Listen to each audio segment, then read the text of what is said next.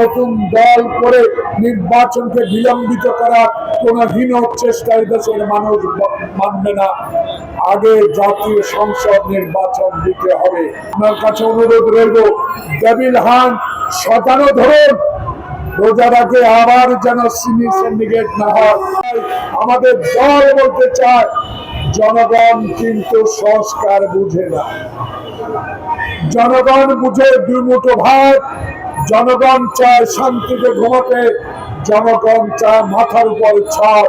তাই অনতিবিলম্বে সংস্কার করে সময় পার না করে নির্বাচনের তারিখ ঘোষণা করা দরকার। আজকে গতকালকে আমরা দেখেছি সারা রাত মানুষ বাসা বাড়ি পাহারা দিচ্ছে। আমি বুঝতে পারি না, এই সরকার তো কোনো দলীয় সরকার নয়।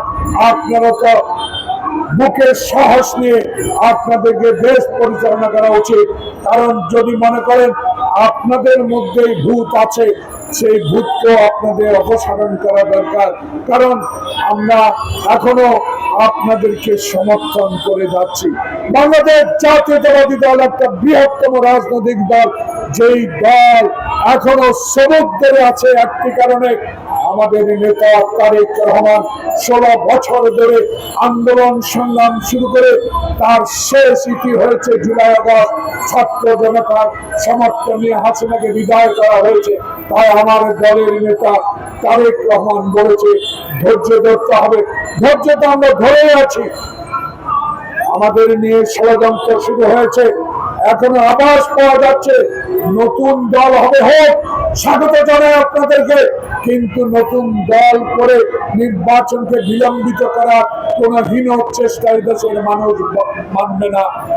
আগে জাতীয় সংসদ নির্বাচন দিতে হবে।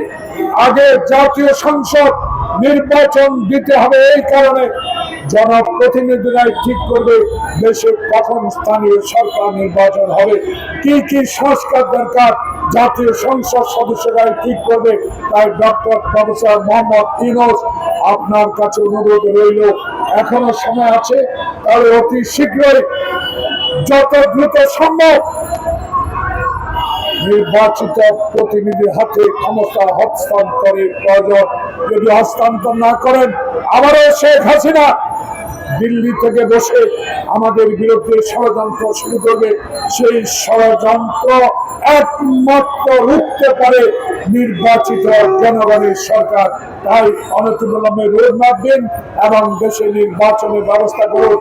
আপনার কাছে অনুরোধ রইল, ডেভিল হান্ট শতানো ধরুন, রোজার আগে আবার যেন সিন্ডিকেট না হয়, আবার যেন ডাল বুটের সিন্ডিকেট না হয়, সেদিকে অবশ্যই আপনাদেরকে নজর দিতে হবে। তাই সকলের গণতান্ত্রিক রাজনৈতিক শক্তির প্রতি আমার আহ্বান রইল, আসুন দেশে ঐক্য করি। এমন ঐক্যের মধ্যে যে শেখ হাসিনা ফ্যাসিস্ট সরকার এই দেশ পরিচালনা করেছে, আবার যেন কোনো ফ্যাসিস্ট এই দেশের ক্ষমতা বা সরকারে আসতে না পারে।